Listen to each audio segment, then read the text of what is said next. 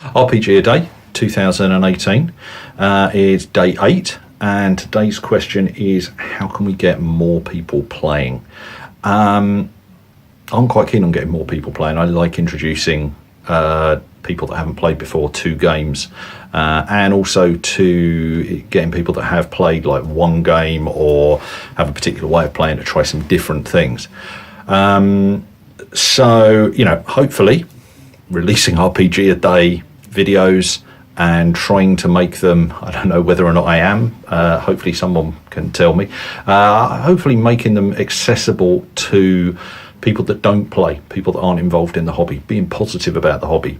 That's why I'm sharing these up on my Facebook wall. It's why I'm trying to be a little bit less technical this time round than I have been when I've answered questions for RPG-a-day before. So, doing this kind of stuff really helps, talking about your hobby, enthusing about it, and trying to stay positive all the time. They're all good things. I think one of the things that I try and do with introducing people to new games is pick a genre that you think will suit them. Don't just pick whatever your current favourite game is, and also pick a system that is easily explained, not particularly player focused, that will make them feel empowered in their character.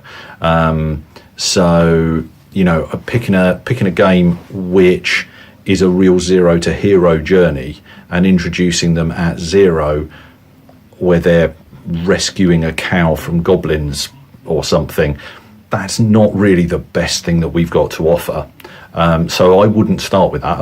If you do and people like it, that's great, but I wouldn't start with that. The flip side is, though, on those kind of games, you also have a tendency to go, well, we'll start them with something that's more powerful, and then the mechanics get more difficult because there's more things they have to keep track of and more stuff to do.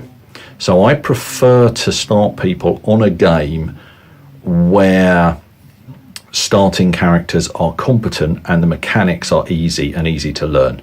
One simple mechanic, you explain that, and then you can just say, okay, what do you want to do? They tell you what action they want to take as a normal person or as a slightly heroic person, but without having to trigger off particular activity, particular talents or abilities.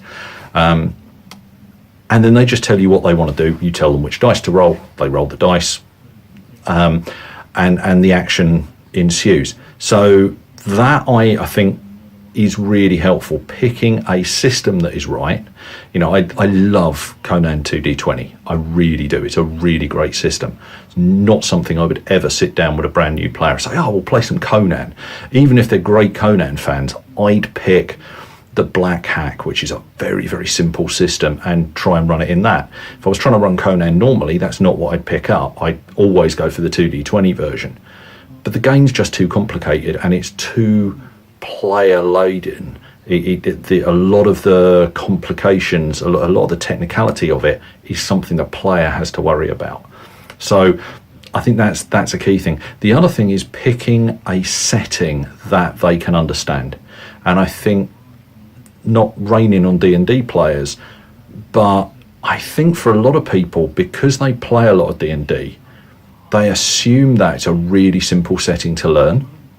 But actually, if you don't play D&D, even if you watch Game of Thrones and you like fantasy films, actually there's a lot in D&D which isn't generic.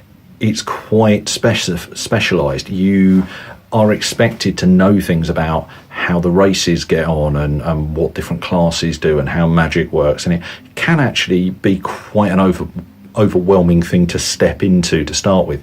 So I tend to like 1920s, 1930s games set in the real world. So, Call of Cthulhu, if you find somebody that likes the horror genre, doesn't mind their character being in real mortal peril for most of the game and will enjoy that aspect of it, then 1920s are great because you can get a feel quite quickly for what the 1920s are like. And if you have a character that knows nothing about the supernatural, knows nothing about these otherworldly horrors, then the character and the player are in the same place.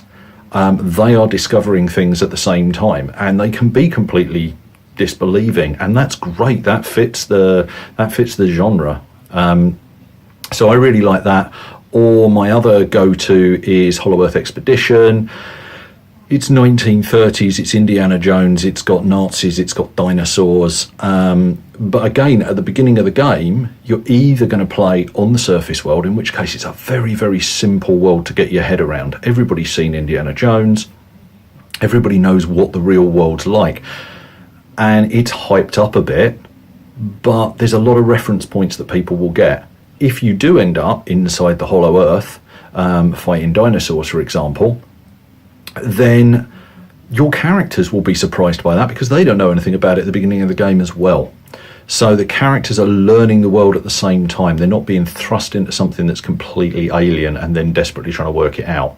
And I think trying to stop it being overpowering by picking real world games or toning that down, but equally letting them be really competent, is a really good way of doing that. So I think those are my kind of things, is just pick a system that's going to be competent from the word go, and where anything that is hard work is done by the GM, and pick a setting that your players already know, that they understand, and then let them play in that. And then you can introduce whatever other games you'd like to introduce to them. I'd love to find some people, bring them into the hobby, and then introduce them to 2D20 Conan. That would be brilliant. But I wouldn't start them with that. So yeah, I thought this was going to be a short one. Evidently, I've rambled on as much as I normally do. So yeah, I'll be back for day 9 tomorrow. Have a good one.